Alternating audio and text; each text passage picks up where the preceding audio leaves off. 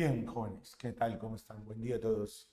Vamos a iniciar entonces. Además, lo que me he demorado creo que en escribir, que en sí el contenido es extenso, pero no es complicado. Solamente debemos prestar atención o simplemente recordar si es que ya tienes preparación previa o ya tienes experiencia, como dicen otros. A ver, muy bien. Dice acá lo siguiente, semiótica. Vamos a hablar de la semiótica, que se encarga de estudiar a los signos. Y vamos a hablar de las tres principales clases de signo que pide San Marcos. Luego vamos a hablar del signo lingüístico. ¿Qué es el signo lingüístico? ¿Cuáles son sus elementos? ¿Cuáles son sus características? ¿Qué es la semántica, que estudia el significado, que pertenece al signo lingüístico? Las clases de significado. Luego las relaciones semánticas de sinonimia, polisemia, antonimia, la paronimia, la homonimia. Muy bien, listo. Eso es lo central, lo que nosotros debemos saber, ¿ya? Ahora, mucha atención con esto. En primer lugar, una cosa o una disciplina es la semiótica y otra distinta es la semántica. Hay que tomar y considerar ello previamente para entender todo esto. La semiótica es una disciplina que se encarga de estudiar a los signos. Ojo, no a los signos lingüísticos, ¿ah? La semiótica estudia a los signos, o sea que se encarga de estudiar a los signos en general, a los signos en general, o sea, no al signo lingüístico específicamente, ya, sino a los signos en general. Entonces, la disciplina que se encarga de estudiar a los signos en general, otros dicen a estudiar a los signos o para estudiar a los signos en la vida social, o sea, en el contexto en que se realiza. Entonces, la semiótica se encarga de estudiar, en pocas palabras, a los signos, ¿de acuerdo? La disciplina que se encarga de estudiar a los signos se le llama semiótica, ¿de acuerdo? Ese fue el término que le dio Charles Sanders Peirce. De repente usted ha escuchado la palabra semiología. Semiología. Semiología y semiótica en sí no son iguales, ¿eh?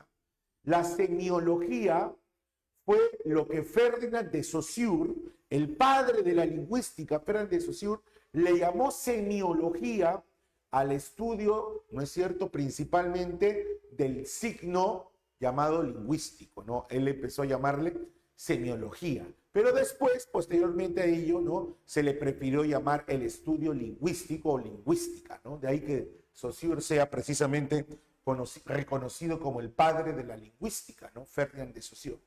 ¿Entendido? ¿Pero qué es la semiótica? A ver, la semiótica estudia a los signos en general.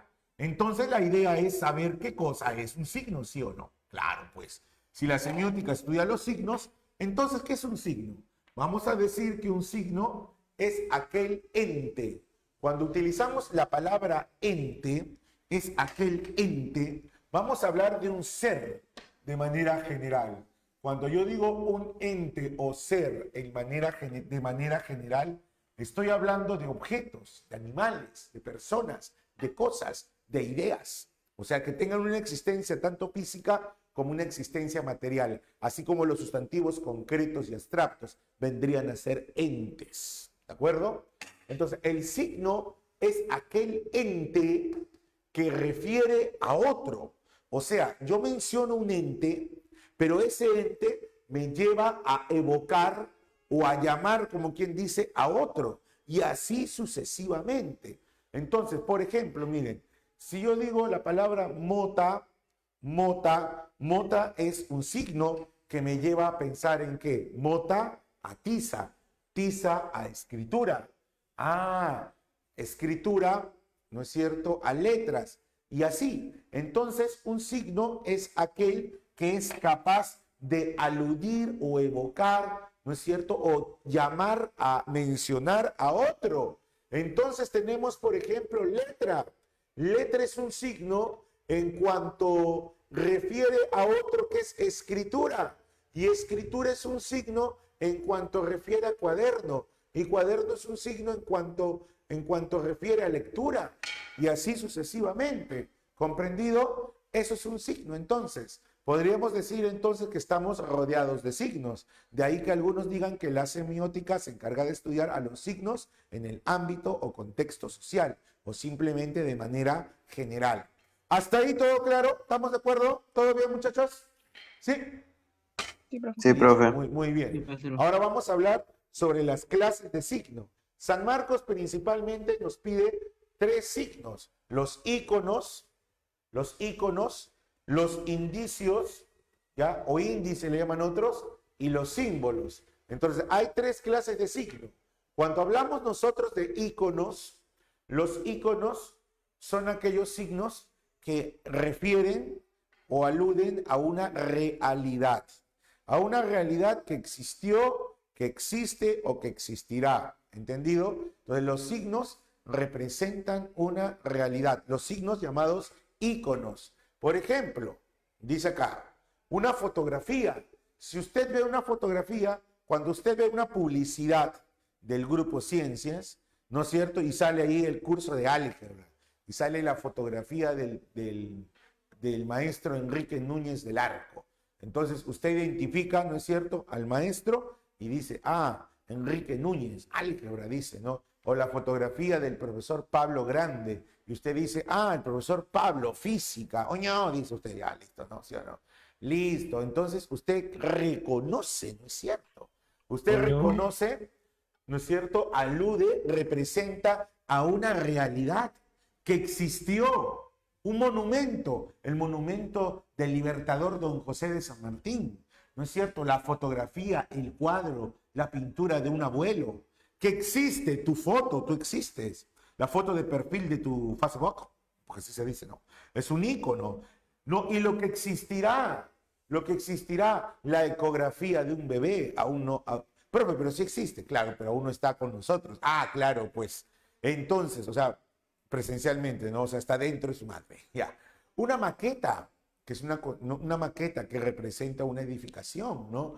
Entonces, nosotros podemos hablar de íconos como signos que refieren a una realidad que existió, que existe o que existirá. Entonces, ejemplos de íconos son las fotografías, son los mapas, las caricaturas, las maquetas, las ecografías, todo esto son ejemplos de íconos, ¿de acuerdo? Los monumentos, ¿no? Los monumentos que están, ¿no es cierto?, en las plazas, en las vías públicas. ¿Comprendido? ¿Sí? ¿Todo bien hasta aquí con los íconos? ¿De acuerdo? Fotografías, Todo mapas, claro, profe. croquis, caricaturas, maquetas, ecografías, ¿no es cierto? Muy bien. El mapa mundi que le dicen, ¿no? Muy bien. Ahora los indicios. Los indicios son aquellos que refieren a una relación de contigüidad.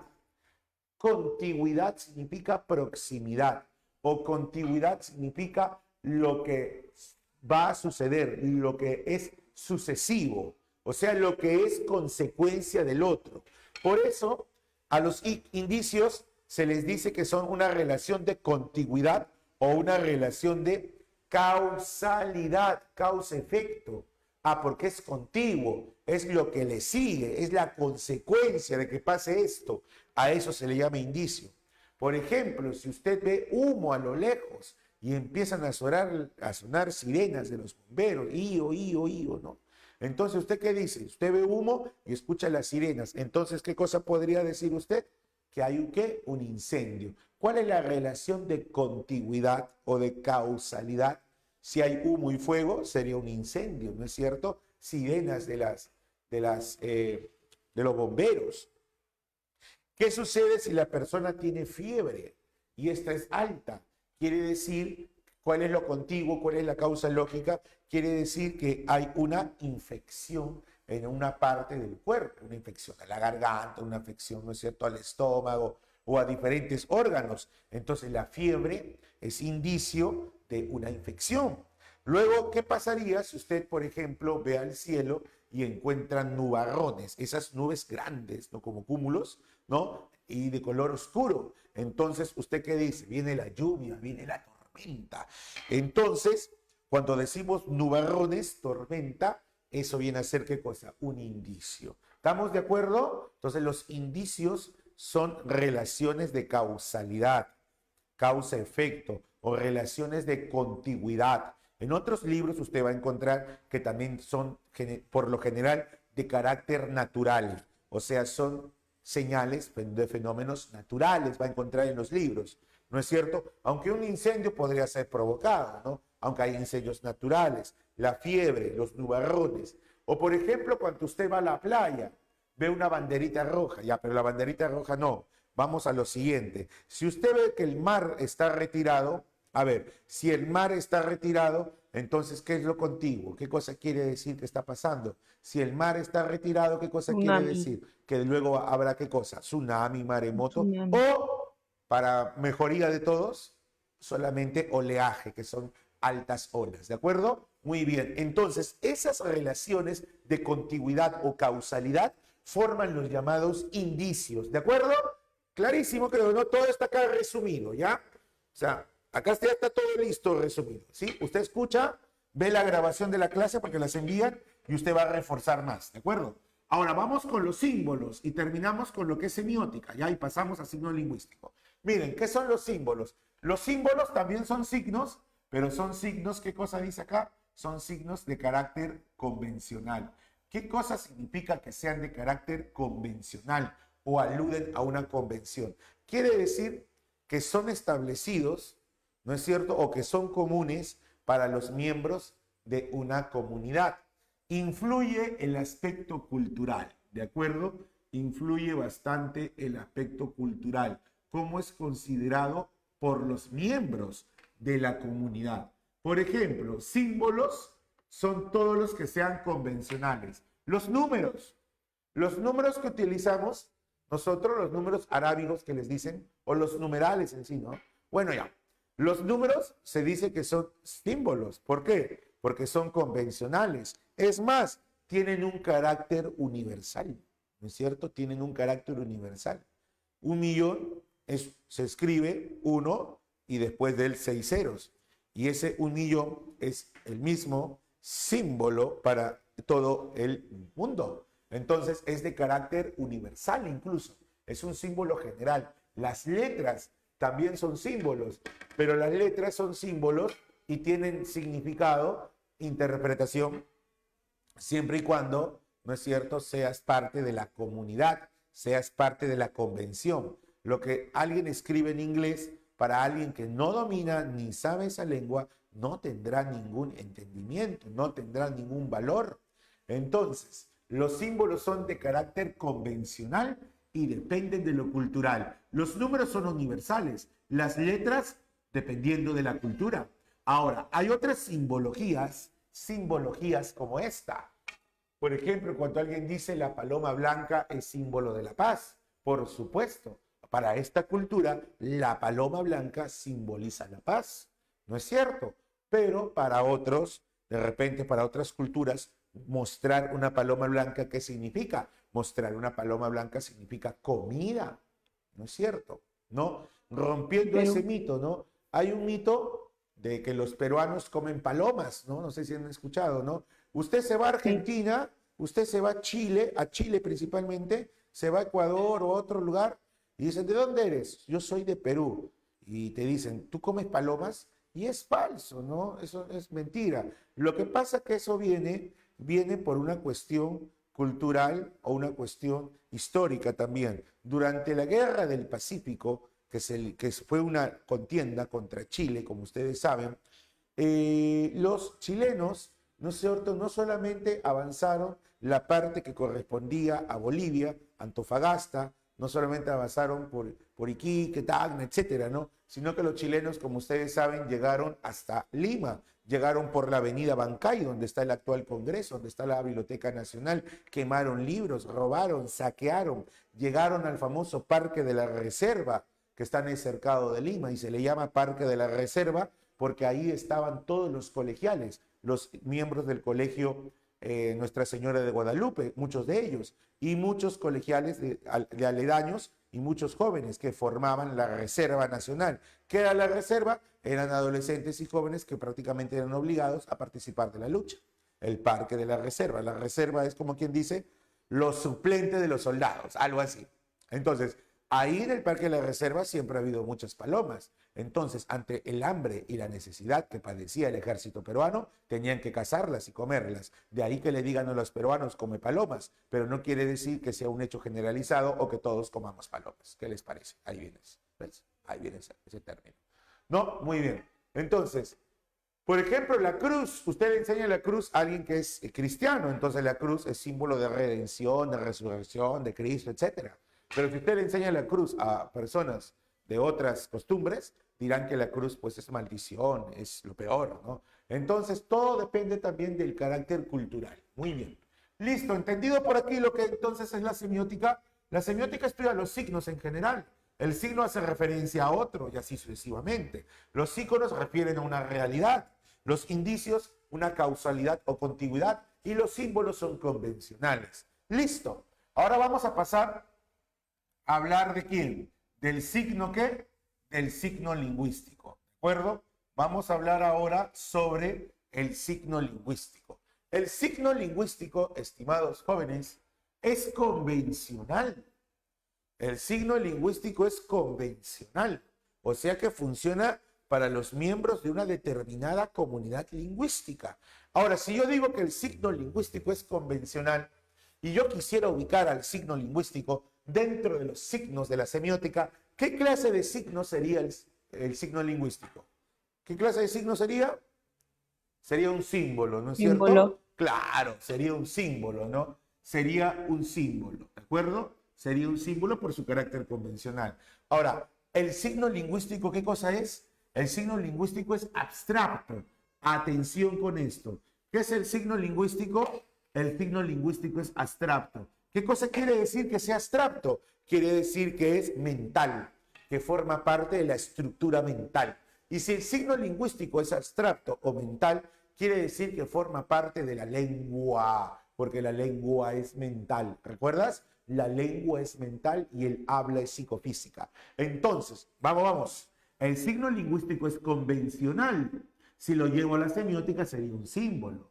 El signo lingüístico es abstracto, o sea que se encuentra ubicado en nuestra mente. Y si está en nuestra mente, ¿a quién pertenece? A la lengua. Y si está en la mente y pertenece a la lengua, ¿pertenece a qué? Al sistema al sistema cognitivo, al sistema de conocimientos. Listo, con eso genial va a quedar, ¿eh? Ahora, el signo lingüístico entonces es la base de la lengua mental, o llamado sistema lingüístico. ¿Usted ha leído de repente en los libros que la lengua es un conjunto o es un sistema de signos?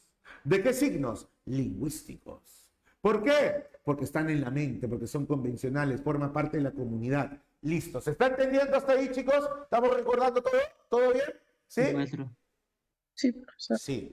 Ahora escucha esto. El signo lingüístico, seguimos avanzando por aquí, es la unión inseparable. Este es como un matrimonio perfecto. Como un matrimonio perfecto, o sea, nunca se separan, no hay divorcio aquí, mírame. Es la unión inseparable. ¿Es la unión inseparable entre quién? Entre un significado, ahí viene, y un significante. Pero vamos a ver aquí con atención esto. El signo lingüístico es la unión, es inseparable. No se pueden separar los dos elementos que forman al signo lingüístico. No se pueden separar. Entonces, ¿qué no se puede separar? El significado del significante. Recuerda estos nombres. Significado y significante son los dos elementos que estructuran, configuran o forman, arman, como quieras decir, al signo lingüístico. El significado y el significante forman al signo lingüístico, no se pueden separar, son abstractos, están en la mente, forman parte de la lengua, forman la lengua en general. Excelente, muy bien. Ahora, el significado es escucha esto, el significado es la idea o contenido, es la idea de todo lo que yo conozco. El significado es la idea de algo, la idea que he formado en mi mente, lo que yo he abstraído de ese objeto, cómo yo lo tengo almacenado en mi mente. Y de manera curiosa todos los hablantes. Ahora escucha esto, ¿ah? Pero aparte de esa idea, tienes un significante. Ya, el significado es la idea, pero el significante ¿qué es? Es la imagen mental, la imagen acústica, pero ¿de qué? Que nombra el significado. Profesor, ¿Algo más para entender? Claro que sí. Mira, acá está el significado y acá está el significante.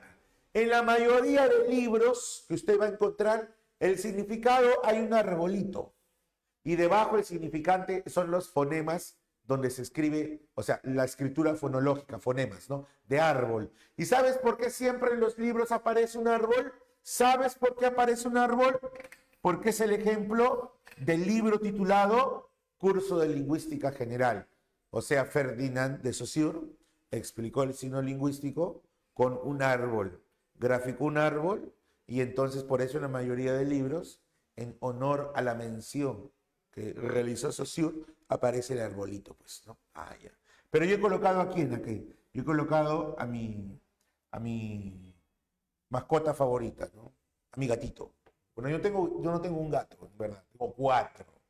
No tengo hijos, pero tengo 4 gatos. Son mis hijos peludos. Ya está, muy bien. Oh, Son 4 gatos, de verdad. No tengo 4 gatos. 2 naranja, o no, naranja que le dicen, ¿no? Tengo uno que parece vaquita, eso blanquito con negro, ¿no? Y uno negrito, así, negrito. Acá mis 4 gatos. 2 machos, 2 hembras. Ahí está. Listo. Ahora miren acá. Tenemos acá lo siguiente. ¿Cómo se forma el significado? Atención. El significado es la abstracción mental. En la mente, en el cerebro, para almacenar significados, se realiza un proceso de abstracción. La abstracción es, como quien dice, absorber las características de un ente, de un ser, de un objeto, de una persona, de una cosa, un animal. Abstraer las características esenciales. La unión de esas características esenciales o rasgos esenciales, la abstracción de esas características esenciales va a formar en la mente el llamado significado. ¿De acuerdo? ¿Sí? Los niños realizan ese proceso. Por ejemplo, cuando un niño ve un automóvil y le dicen carro, el niño dice titi por la bocina, que le llama la atención. O dice rrr, porque suena el motor. O le dice carro. Listo. Ahora, ¿el niño qué hace? El niño le compran un carrito, pero lo curioso es que el niño, ¿no?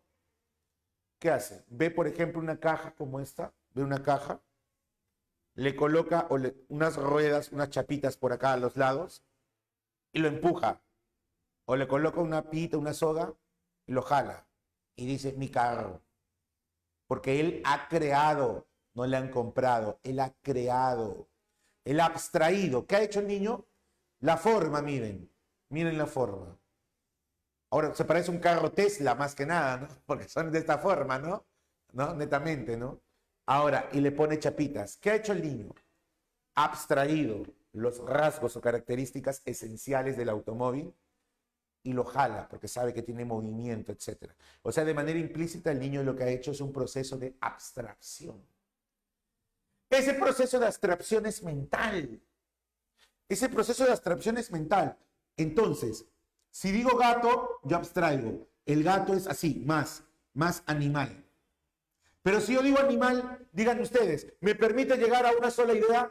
Recuerda que significado, contenido, idea. Significado, contenido, idea es lo mismo, ¿ya? Dime, si yo digo animal, ¿me permite llegar a una idea? No, muy amplio. Si digo mamífero, se va reduciendo. Si digo felino, a su propio. Cuando usted dijo animal, es muy amplio, se refiere a todos. Cuando digo mamífero, se reduce. Cuando digo, ¿qué cosa? Felino, se reduce. Y cuando digo doméstico, cuando yo digo animal, mamífero, felino, doméstico, todo esto se llama contenido.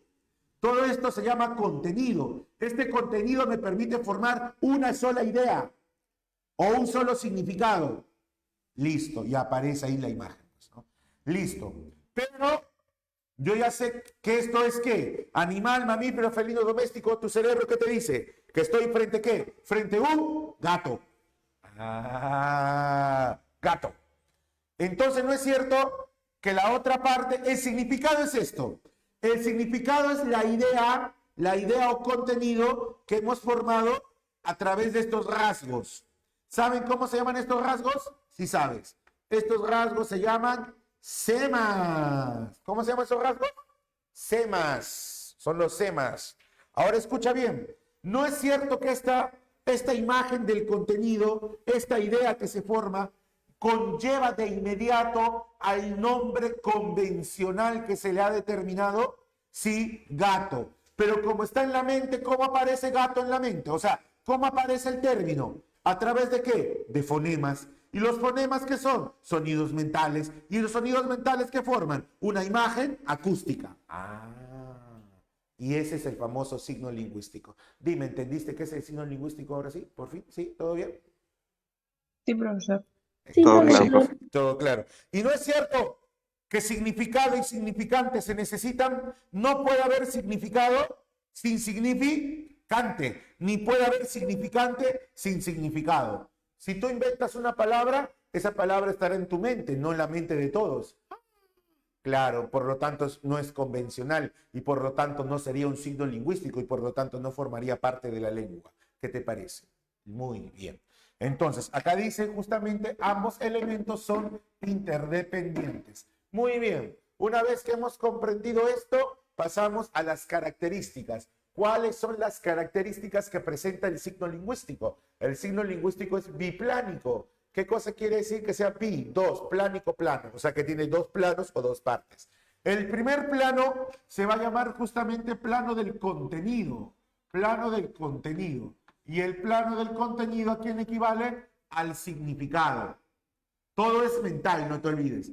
Y el plano de la expresión. El plano de la expresión se refiere a los fonemas. O sea, no lo que hablas, porque lo que hablas son fonos, sino lo que está en la mente todavía. Se le llama plano de la expresión o significante. ¿Entendido? Por eso es biplánico, porque tiene dos planos. Plano del contenido y plano de la expresión, que equivale a decir contenido significado y expresión significante. Muy bien. Ahora nos vamos que el signo lingüístico es lineal. ¿Qué cosa quiere decir que el signo lingüístico sea lineal? Lineal, ¿por qué? Vamos a verlo de la siguiente manera. El signo lingüístico hemos dicho que es mental, o sea que está en la mente, en el cerebro. Pero ¿cuándo se concreta el signo lingüístico? ¿Cuándo se concreta? Al momento de hablar y al momento de escribir. Entonces, si el signo lingüístico se concreta al momento de hablar y al momento de escribir, entonces yo al hablar, entre cada palabra, realizo una pausa para presentar a la palabra siguiente.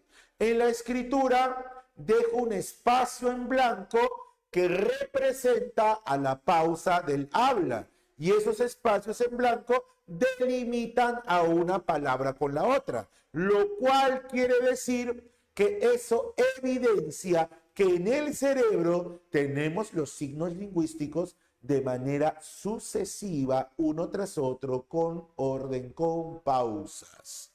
O sea, el signo lingüístico es lineal, porque es sucesivo, no se superponen. Equivale a las pausas del habla y a los espacios en la escritura. Díganme, ¿se está comprendiendo las características del signo lingüístico? ¿Todo bien? ¿Todo claro? ¿Sí? Sí, Listo. profesor. Bien, muy bien. Listo. Ahora, el signo lingüístico, ¿qué más es? El signo lingüístico es arbitrario. ¿Qué cosa quiere decir que el signo lingüístico sea arbitrario? Que sea arbitrario quiere decir convencional. No te hagas líos, tú vas a encontrar diferentes definiciones sobre lo arbitrario. Vas a encontrar una definición lingüístico-filosófica, que es la siguiente, que el signo lingüístico no es motivado. O sea que no hay una motivación directa entre el signo y lo que representa, porque una cosa es la realidad y otra cosa es la convención. Ya, eso es verdad, eso lo dice el Saussure en el curso de lingüística general incluso, ¿no? Nosotros vamos a ver de una manera más práctica, más sencilla para el examen de admisión, ¿no? El signo lingüístico es arbitrario. ¿Qué cosa quiere decir que sea arbitrario? Que sí se impone a la comunidad de hablantes, se impone. Usted nació y todas las palabras ya tenían nombre. ¿Sí o no? No hay elecciones para ponerle nombre. Entonces, el signo lingüístico es convencional. ¿Qué cosa quiere decir convencional? Que ya está establecido, o sea que ya viene preestablecido. Pero hay una parte del signo lingüístico que varía. ¿Cuál es esa parte del signo lingüístico que varía? El elemento significante. El significante es la parte del signo lingüístico que varía. Y varía de acuerdo a la convención.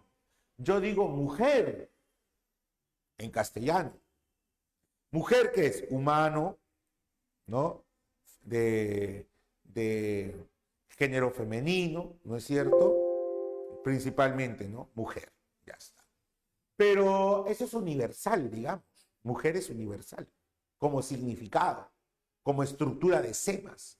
Pero mujer es la parte ya del significante, es en castellano, pero en quechua es guarni, en inglés es woman, en portugués es mulier.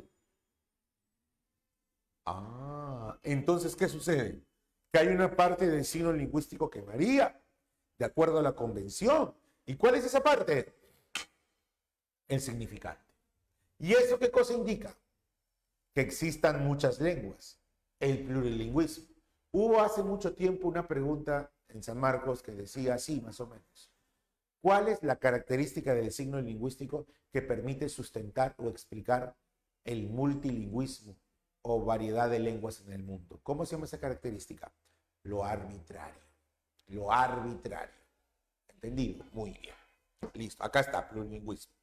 Ahora, el signo lingüístico es mutable e inmutable. Posee ambas características y no es una contradicción, es una realidad de la lengua o sistema lingüístico, ¿de acuerdo? Sí, porque el signo lingüístico cambia, evoluciona a través del tiempo. La lengua castellana del año 1100 a este año, que estamos llegando casi a los 1000 años ahí, ¿no? En el año 1100 aproximadamente se estaba formando, consolidando el español. Estamos llegando ya al milenio, ¿no es cierto?, de la consolidación del español. Entonces, ¿qué sucede? Sucede que el español del año 1100, por ejemplo, el español original del Cantar del Mío Cid, es del año 1100 aproximadamente. Usted lo compara con el castellano después de 400 años, o de 500 años, que de 1600, el español del ingenioso hidalgo Don Quijote de la Mancha y el español original del Cantar del Mío Cid. Son distintos, pero es castellano, castellano evolutivo, evolucionó. Y compárelo con la obra de La ciudad de los perros de Vargas Llosa. Compárelo, el castellano evoluciona, toda lengua evoluciona a través del tiempo, se llama diacronía, la diacronía. Entonces, las lenguas varían a través del tiempo, pero así como varían, hay elementos o palabras, principalmente vocabulario, que se mantienen en un estado, ¿no es cierto?, fosilizado, es decir, se quedan tal cual, es decir, las palabras se estatizan, se quedan así, estáticas, no varían. Por eso se dice que el signo lingüístico es mutable e inmutable, pero generalmente es mutable, porque mayormente cambia la estructura, ¿no es cierto?, sintáctica a través de los siglos, pero lo que más cambia es el vocabulario. Desaparecen palabras o se insertan nuevas palabras en el criterio léxico, ¿de acuerdo? Léxico. ¿Todo bien hasta ahí, muchachos? ¿Todo claro? ¿Estamos de acuerdo? Sí, todo bien. Sí, profe. Profesor, Ahora, profesor, una pregunta. dígame usted. Sí. Profesor, el latín es un idioma pues que no cambia, ¿no? El latín es un idioma que no cambia. El latín, en primer Aunque lugar, el es idioma castellano en Roma viene nada de- más, ¿no? El latín es una lengua que pertenece a la familia falisco, que pertenece, ¿no es cierto?, a las lenguas de tipo indoeuropea. El latín es una lengua que evolucionó por la unión o mezcla con otras lenguas o dialectos europeos. El latín vulgar que llevaron los soldados, los conquistadores romanos a la península ibérica en España, se entremezcló con una lengua que se hablaba en Castilla, llamada el cantábrico, y de la fusión del latín vulgar con el cantábrico y su difusión del norte a sur de España generó lo que se llama la lengua de Castilla, que era el cantábrico más el latín vulgar. De ahí surge el castellano. En Francia se juntó con el galo y así el latín vulgar se fusionó con muchas lenguas y el latín evolucionó, se diversificó y se convirtió en lenguas nuevas. Las lenguas que derivan del latín son conocidas como lenguas románicas, lenguas romances o lenguas neolatinas. ¿Entendido? Gracias, profesor. Muy bien. Listo. Ya está. Sigamos por aquí. Entonces, el signo lingüístico es doblemente articulado. ¿Qué cosa quiere decir que el signo lingüístico sea doblemente articulado? La primera articulación y la segunda articulación, doblemente articulado, por eso, doblemente articulado. Entonces, en la primera articulación, vamos a hablar de lo siguiente. Para articular, tengo que hablar. Para hablar, debo tener la lengua, que es el sistema. Pero para hablar, lo hago a través de ¿qué? No de sonidos sueltos, sino de la concatenación de sonidos, o sea, de fonemas. Por lo tanto, la concatenación de fonemas forma la palabra. Pero atención, la palabra está formada por morfemas. Por eso la primera articulación, ¿quiénes son? Son los morfemas. Y la segunda articulación es la base, que son los fonemas. Morfemas y fonemas. Morfemas y fonemas. Primera morfemas, segunda fonemas. ¿De acuerdo? ¿Todo bien hasta aquí, muchachos? Para pasar al siguiente punto. Ahora pasamos a semántica. ¿De acuerdo? Ahora vamos a hablar de semántica. Ya hemos hablado de semiótica, ¿no es cierto? Hemos hablado del signo lingüístico, que no aparece en el título, pero se tiene que hablar. Ahora vamos a hablar de la semántica. ¿Qué es la semántica? Ahora acá esto es fácil. La sinonimia, la antonimia, la polisemia, la homonimia, eso es fácil. De ahí menciono la hiperonimia, eso al final, ya pues faltó espacio. Ahora escucha, ¿qué es la semántica? Miren, la semántica, estimados jóvenes, es lo siguiente. La semántica es una parte de la gramática. ¿Quiénes componen la gramática principalmente? Principalmente son 4 elementos. Fonología, fonemas. Morfología, morfemas. Sintaxis, oraciones, frases, locuciones, análisis, ¿no? Y la semántica. La semántica que estudia, atención, aquí lo tienes. La semántica se encarga de estudiar al significado. La semántica es la parte de la gramática que se encarga de estudiar al significado, jóvenes. Se encarga de estudiar al significado. ¿De acuerdo? Listo. Se encarga de estudiar al significado del signo lingüístico. El signo lingüístico tiene 2 partes, significado y significante. ¿Cuántas partes tiene el signo lingüístico? 2, significado y significante. Ahora dime una cosita. Date cuenta de algo. ¿Quién estudia a la parte del signo lingüístico llamada significado? La semántica. Profesor, la otra parte son fonemas. Profesor, la otra parte son fonemas y los fonemas forman la palabra y la palabra tiene morfemas. O sea que la fonología, la morfología, la sintaxis son estudiadas dentro del significante. Y la semántica está, ¿no es cierto?, en el significado. Y qué interesante. O sea, los signos lingüísticos por eso forman la lengua. ¿Qué te parece? ¿Se entendió? Ah, mira, ve. Ahí está, ¿ves? Qué bonito, ¿no? Sí, se está entendiendo, ¿no? Sí, profesor. Muy bien. Ya está. Ahora, entonces la semántica estudia el significado que pertenece al signo lingüístico. Ahora vamos a definir al significado, aunque ya lo sabemos. ¿El significado qué es? El significado es la idea. No te olvides, el significado es la idea. Es la idea, es el contenido. Son los temas, ¿no? Ya. Es la idea de todo, de todo, de todo, de todo. El significado es la idea de todo lo que conocemos y lo que has de conocer, porque te falta conocer. Porque tú vas a ¿qué? ¿Vas a estudiar qué? Vas a estudiar tu pregrado. Acabas, bachiller titulado, de repente estudias maestría, de repente estudias doctorado, etcétera, ¿no? Seguirás avanzando y seguirás aprendiendo. Todos seguimos aprendiendo, ¿no es cierto? Todos, ¿sí? Siempre estamos predispuestos a aprender. Y si no estás predispuesto, estás cerrado al aprendizaje. A ver, entonces la semántica estudia el significado del signo lingüístico. ¿Qué es el significado? Es la idea de todo lo que conocemos. ¿A través de qué? ¿A través de qué? De la configuración de semas. O sea, ese significado, esa idea, se forma a través de los semas. Allá, eso que dijimos, animal, mamífero, felino, doméstico, ¿no es cierto? Así se forman los significados. Así se forman los significados, ¿ya? Así se forman. Hay algunos que rebaten eso, pero a nivel preuniversitario es así. Es más, en la lingüística se maneja así, sino que por ahí hay unos lingüistas que quieren tratar de revolucionar eso, ¿no? ¿No? Por ejemplo, yo te invito a ver un video en YouTube llamado de la Pontificia Universidad Católica del Perú, al profesor Montalbetti, ¿ya? El profesor Montalbetti tiene un video en Aula Abierta PUC, Aula Abierta PUC, y él explica tres mitos sobre estudiar el lenguaje. Y ahí habla del significado. Todo lo que yo te he dicho, explicado así, de manera similar. Él dice, no, así no se estudia. Pero después dice que sí, al final.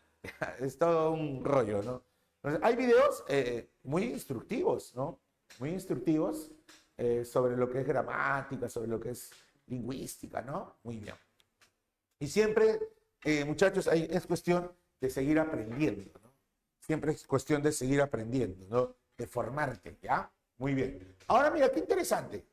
Clase de significado. Esto tú lo sabes. Esto es facilísimo. Ya ha venido en exámenes de admisión. Y hace poco también ha sido motivo de preguntas de admisión San Marcos. Mira por acá, muchachos. Clase de significado. Denotado y connotado. Atención con esto. ¿Cuándo el significado es denotado? Denotado es el significado real. O sea, tal como es. Objetivo, básico, real, objetivo, básico. Ejemplo, Anabel se lesionó la cabeza. ¿Qué se entiende cuando decimos que Anabel se lesionó la cabeza? ¿Qué entiende usted cuando yo digo eso? Que Anabel se lesionó la cabeza. ¿Qué se está entendiendo ahí? Que se lesionó, ¿qué cosa? Una parte del cuerpo, la cabeza. Entonces, estoy hablando de cabeza con un significado real, tal como se le conoce, de manera objetiva, de manera básica. Pero, ¿qué es el significado connotado? Es lo opuesto, o sea, es el significado que ya no es objetivo, sino es subjetivo, es figurado, es secundario. O sea, el significado connotado, muchachos, y esto es muy importante, escuchen esto. El significado connotado es alargar, proyectar, es la proyección del significado. O sea, es estirar el significado, darle más significados por cuestiones figuradas, por cuestiones figuradas. Cada vez que usted vea un significado proyectado por semejanzas, esa palabra, de frente, dilo así, es polisemia. Polisemia. Mira acá, el significado connotado. Anabel es la cabeza del grupo. Dime, ¿qué significa cabeza ahí? Significa, o se refiere, no se refiere a la cabeza como parte del cuerpo. Se refiere de manera figurada, cabeza líder, que va adelante, que es líder. Dime, ¿esto no es una proyección del significado? Sí. ¿No es un significado figurado, connotado? Sí. Eso es polisemia, por si acaso. ¿Ya? Ahora mira acá. ¿Todo claro hasta aquí? Si yo digo, por ejemplo, Rosita se seca el rostro con la toalla. Dime, ¿toalla qué significado tiene? ¿Denotado o connotado? Vamos, dime, ¿denotado o connotado? Denotado. Denotado. Y si yo digo ping-pong, de tanto postular, ya tiró la toalla. Uy, ¿qué es eso? Connotado. Connotado, porque es algo figurado. Claro, es algo figurado, ¿cierto? Muy bien. Listo. Sigamos por aquí. Relaciones semánticas. Se establecen cuando entran en relación los significados y significantes entre diversos términos. Cuando se empiezan a vincular, relacionar. Vamos con la sinonimia. Claro que en la sinonimia y la antonimia hay que conocer vocabulario, ¿de acuerdo? Hay que conocer, ¿qué cosa? Vocabulario, ¿sí? Hablando de vocabulario, ¿no es cierto? Ahí tengo un proyecto medio trunco. Digo medio trunco porque yo estaba elaborando un diccionario, me quedé en la letra C. Uf, me falta un montón. Un diccionario que tiene significados, o sea, explicas las características, ¿no? Listo. Luego, los sinónimos. Luego, antónimos. Luego, si tuviera polisemia, ¿no? O si es homónima la palabra, ¿no? Y con ejemplos. Imagínate, así cuántas palabras. Por eso no llego ni a la Z. Tal vez un día tenga 60, 70 y termine el diccionario, no lo sé. Pero por ahí voy, estoy avanzando, ¿sí? Muy bien. Ah, por cierto, yo tengo ahí un diccionario que les puede servir para habilidad verbal. Luego se lo paso, o más tarde, o mañana, ya veo cuándo, que lo recuerden nada más, se lo envío a la señorita tutora para que ustedes lo puedan tener. Siempre es bueno tener ahí un vocabulario. Incluso usted ingresa, ¿no? Ingresa, ¿no? En San Marcos y usted puede usar su vocabulario para aplicar términos. ¿Sí? Es un buen vocabulario que tengo ahí de términos así precisos y que han venido en exámenes de admisión. Siempre es bueno ampliar el léxico, siempre es bueno ampliar nuestro vocabulario, ¿ya? Y eso justamente se usa en sinonimia. No sé si usted se ha dado cuenta que ha habido algunos exámenes de admisión de San Marcos donde han preguntado por sinonimia, que estaba facilísimo, pero no estaba fácil para algunos por no saber vocabulario. No sé si han visto por ahí, hace 3, 4 exámenes de admisión vino sinonimia y se sacaba la respuesta se marcaba sabiendo vocabulario, ¿no es cierto? A ver, sinonimia. ¿Qué es sinonimia? Es la semejanza o equivalencia entre los significados. Muy fácil. O sea, cuando los significados son equivalentes, se le llama sinonimia. Hay sinonimia absoluta y relativa, pero por si acaso te digo que San Marcos habla de la relativa, por eso le he colocado un asterisco. Para San Marcos, para la Universidad de San Marcos, la sinonimia es principalmente la relativa. No consideren la absoluta. Es que no existe la absoluta, dicen. Algunos lingüistas te van a decir que sí existe la absoluta. Para que sean sinónimos absolutos tienen que ser el mismo significado. Por ejemplo, hay un viaje y un bus cae lamentablemente, pero queda una persona ilesa. ¿Qué significa negación? ¿Qué es leso? Lesionado, dañado, golpeado. Entonces, ¿qué es ileso? Sin daños, sin golpes. Quedó ileso del accidente. ¿Y saben qué significa indemne? In es negación. Indemne es daño, lesión. Entonces, ¿saben qué significa ileso? Sin daños, sin lesiones. ¿Qué significa indemne? Sin daños, sin lesiones. ¡Oh, carambas! ¿Qué pasó? Ileso, indemne, ¿qué son? Son sinónimos y son absolutos. Yo puedo decir, ese joven quedó ileso del accidente, ese joven quedó indemne del accidente. Y significa lo mismo. Yo digo desarmado. ¿Qué significa desarmado? Que no posee armas. Y si digo inerme, ¿qué significa inerme? Sin armas. Entonces, el policía quedó inerme en el asalto, quedó desarmado en el asalto. Son sinónimos y son de carácter absoluto, porque mantienen una relación de significado idéntico. Yo digo anciano y caduco. Obviamente que anciano es una persona entrada en años, una etapa del desarrollo de la vida, ¿no es cierto? La senectud, ¿no?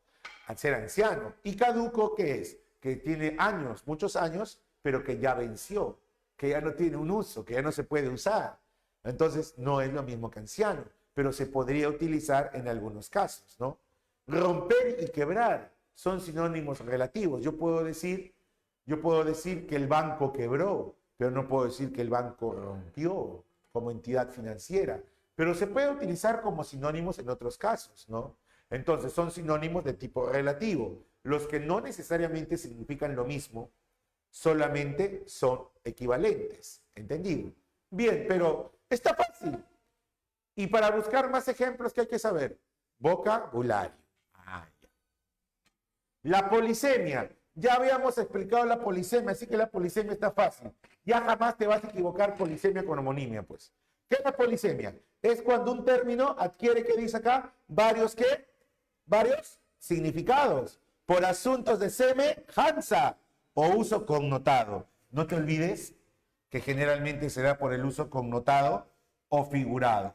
¿Entendido? Entonces, la polisemia es cuando una palabra está utilizada de manera figurada. Yo digo, por ejemplo, cortaron el tronco para preparar la leña.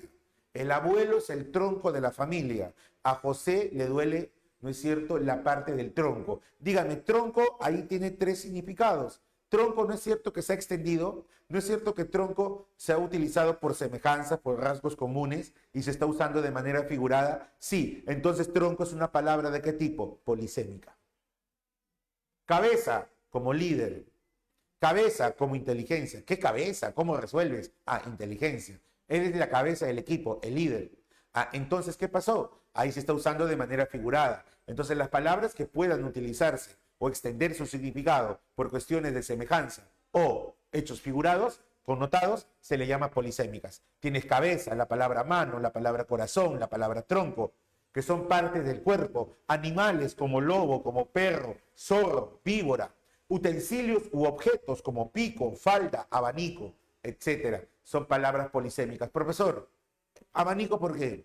¿Qué es el abanico? El abanico más o menos tiene esta forma y cuando usted lo abre, ¿no es cierto? Ah, ya. Es como la colita del pavo real, ¿no? O la coleta, ¿no? Así, ¿no? Ah, ya.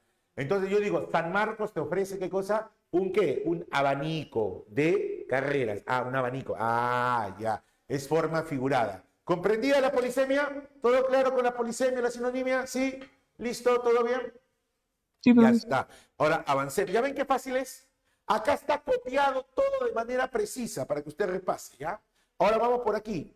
Vamos con la antonimia, perdón. La antonimia señala la oposición, la oposición, ¿no es cierto? Señala la oposición de qué? De significado. Entonces, esta llamada antonimia presenta dos clases. Tienes a la antonimia gramatical y tienes a la antonimia lexical. La antonimia gramatical es aquella que se forma al añadir prefijos de negación. Por ejemplo, si digo maduro, ¿cuál es el antónimo de maduro? Inmaduro. Se forma con el prefijo de negación. Si digo leal, desleal. Si digo democrático, antidemocrático. Si digo lógico, ilógico. ¿Se dan cuenta? Entonces, así se forman los antónimos gramaticales, añadiendo un prefijo de negación. Ahora, ¿qué es la antonimia lexical?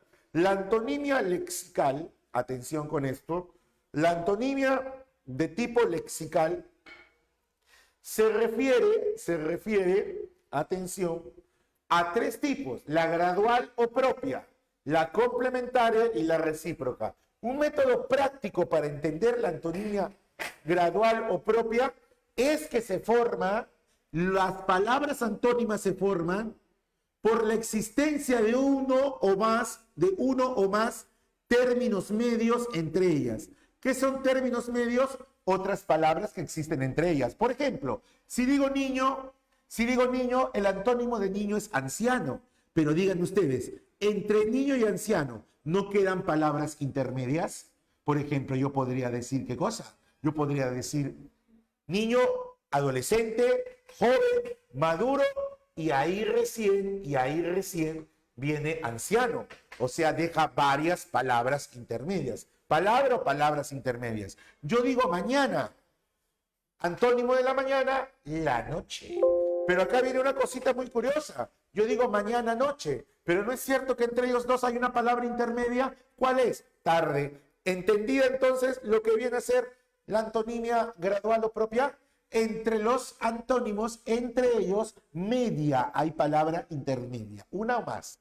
La complementaria es la exclusión de un término o la negación del otro. Pero hay un método más fácil. Yo le digo así, mira, yo le digo así, porque no. Escucha esto. Es soltero, antónimo es soltero, casado. Es soltero porque no está casado. No está casado. Vivo, está vivo porque no está muerto. Allá. Entonces, ahí tenemos ejemplos. Recíproca, a ver, vamos rapidito, el tiempo es cruel con nosotros. Recíproca, porque tiene. O sea, el antónimo se da porque hay una relación intrínseca entre ellos de necesidad, ¿ya? Porque tiene al otro. Por ejemplo, es padre. ¿Por qué es padre?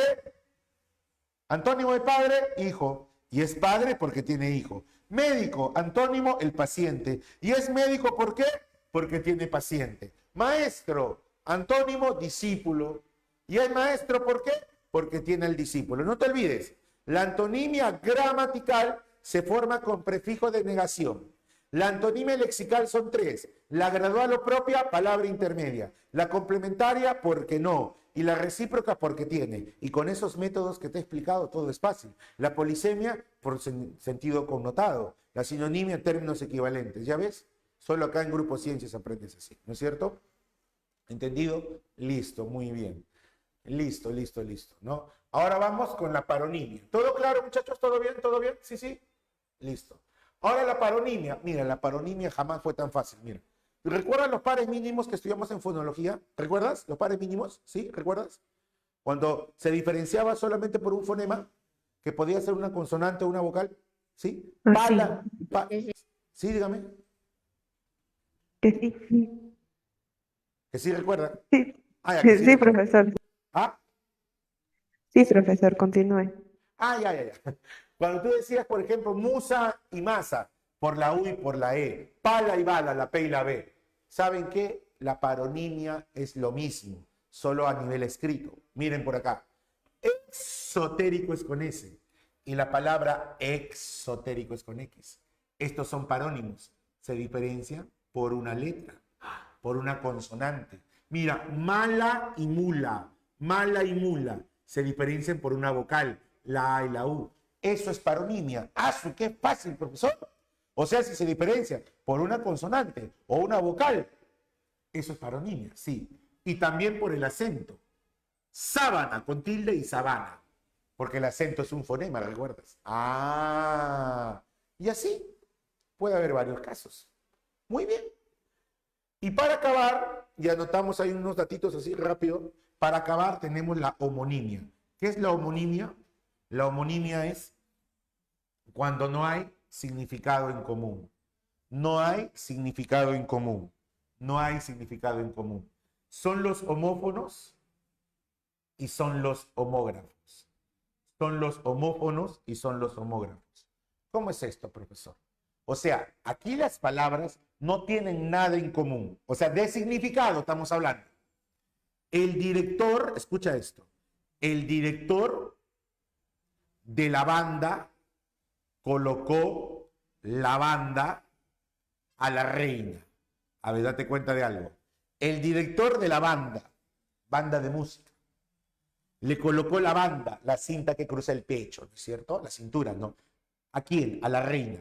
Dime, la palabra banda de música y banda de la cinta que le colocan para señalar que es la reina de un concurso. Díganme, ¿tiene significados en común banda de música y banda de la cinta? ¿Tiene significados en común? ¿Sí o no? No, No, no. suficiente. Si no tienen nada en común y solo se escriben igual, son homógrafos. Hay homonimia. Eso es homonimia. Otro caso, la llama escupió a Felipe. La llama escupió a Felipe. ¿Ya? Y él llama a su madre. La llama, el animalito, escupió a Felipe. Le escupió. Mientras llama a su madre, llama, le da aviso. Díganme, llama del camélido sudamericano, ¿no? Y llama de avisar. ¿Tienen significado en común? No. Eso No. es homonimia. Así detectan la homonimia. José cogió la vieja lima, ¿ya? Para cortar esa jugosa lima. Díganme, ¿lima no es una herramienta para cortar? Sí. ¿Ya? ¿Y lima, el otro, no es una fruta? Díganme, ¿tienen significado en común? No. No. Solo la escritura. Eso se llama homonimia. Homonimia es cuando no tiene significado en común. ¿Entendido? Ahí está. Entonces no tiene nada que ver con la polisemia, ¿ya te diste cuenta? No tiene nada que ver, obvio. Y muchos se confunden, no sé por qué. Listo. Ahora, el director de la banda colocó la banda a la reina. Banda, sustantivo, y banda, sustantivo. Son ambos sustantivos. Y si son de la misma categoría gramatical, se llama homonimia absoluta. ¿Cómo se llama eso? ¿Homonimia qué? Absoluta. ¿Ya recordaron? Listo. Dejó el sobre con dinero sobre la mesa. Dejó el sobre con dinero sobre la mesa. El primer sobre es un sustantivo. ¿Y el segundo qué es? Una preposición, ¿sí o no? Ahora dime una cosita. Sobre y sobre, ¿tienen significado en común? Nada. Si no hay significado en común, ¿qué es? Homonimia. Uno es sustantivo y el otro preposición. cuando son de diferente categoría, ¿cómo se llama? Homonimia ¿Par qué? ¿Par qué? Parcial. Homonimia parcial. Ahora escucha esto. ¿Todo claro hasta aquí, muchachos? ¿Todo bien? Sí, estamos terminando casi, Sí, ¿sí? profe. Sí, Maestro. ahora para acabar. La famosa homonimia paradigmática. La homonimia paradigmática solo sucede en verbos. Pero ojo, tiene que ser el mismo verbo. El mismo verbo, pero con diferente tiempo, modo, persona. O sea, lo único que va a cambiar es la flexión, el accidente. Por ejemplo, hoy cantamos con fe. ¿Ese hoy qué es? Presente. Y ayer cantamos, ayer es pasado. Cantamos con amor. Díganme, ¿no es el mismo verbo? Sí, porque es cantamos, es el mismo verbo. Pero con diferente flexión de tiempo, ¿no? ¿Cómo se llama eso?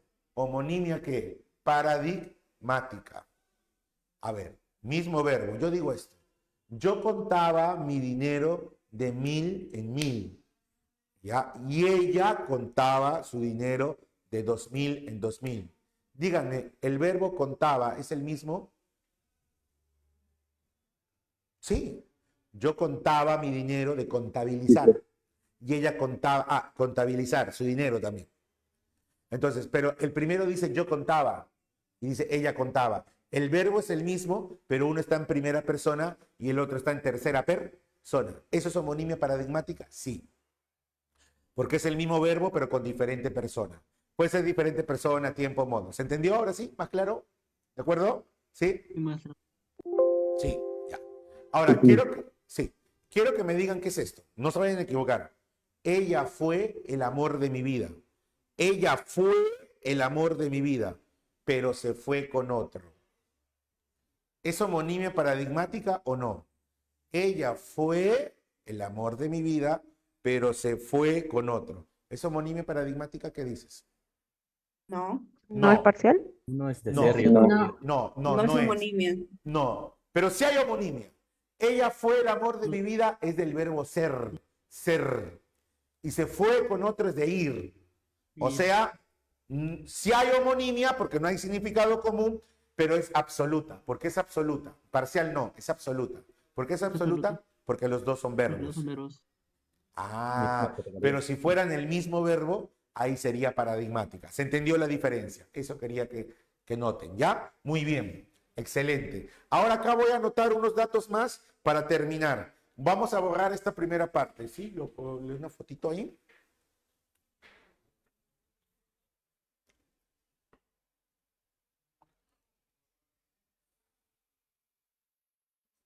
Ya.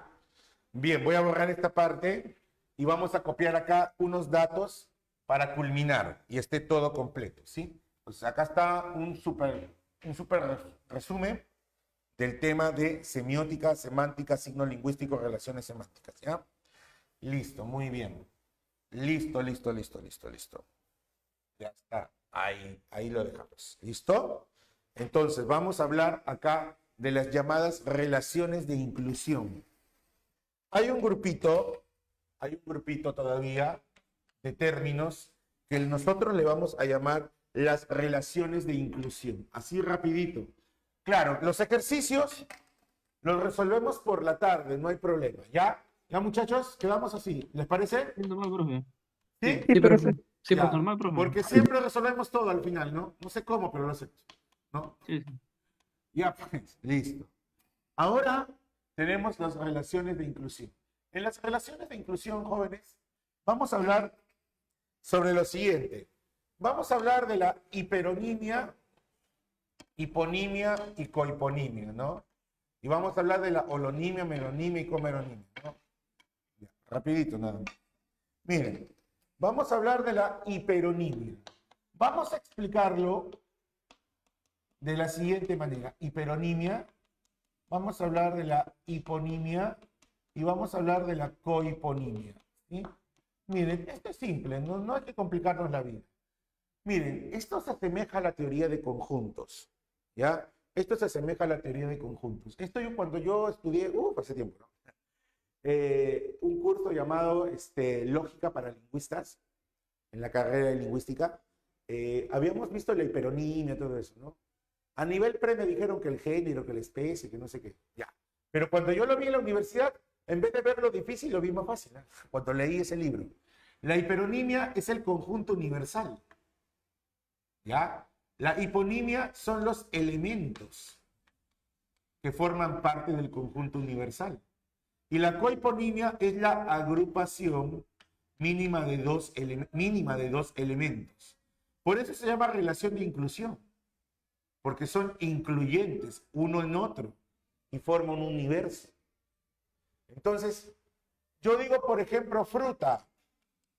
Entonces dígame, fruta, y yo puedo mencionar melón, yo puedo decir manzana, yo puedo decir papaya, yo puedo decir uva, puedo decir ciruela, puedo decir naranja, y puedo seguir, ¿no? Entonces díganme, ¿cuál es el universal acá? Fruta, ¿no? Fruta. Entonces, ¿fruta qué Fruta. sería? El hiperónimo.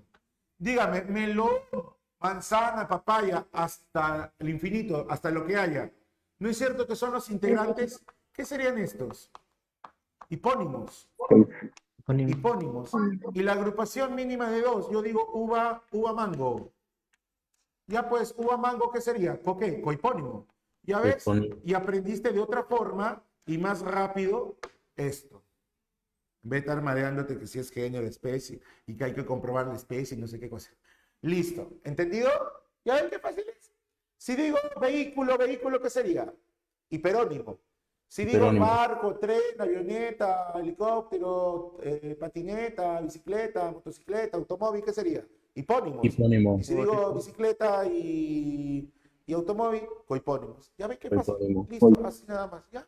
Ahora, hay otro grupo que es el siguiente, la holonimia. De acá terminamos, ¿ya? La holonimia, la meronimia y nuestra amiga comeronimia. Atención con esto. La holonimia es todo parte. La meronimia es al revés, parte todo, y la comeronimia es parte. Entonces yo digo casa, baño. Ya, se me ocurre decir. Y acá digo, por ejemplo, sala, casa. Sala, casa. Y acá digo baño, sala. ¿Te diste cuenta? Al ojo, ¿sí o no? ¿Qué es casa, baño? Todo parte. ¿Qué es esto? Holonimia. Holonimia. ¿Qué es la casa? Parte todo. ¿Qué es esto? Meronimia. Meronimia, ¿no? ¿No? ¿Qué es esto? Baño, sala, Comeronimia. Muy bien, jóvenes, hemos llegado a la parte final. Por la tarde estamos resolviendo nosotros los ejercicios del lenguaje 1 y lenguaje 2. ¿De acuerdo? Muy bien, muchas gracias.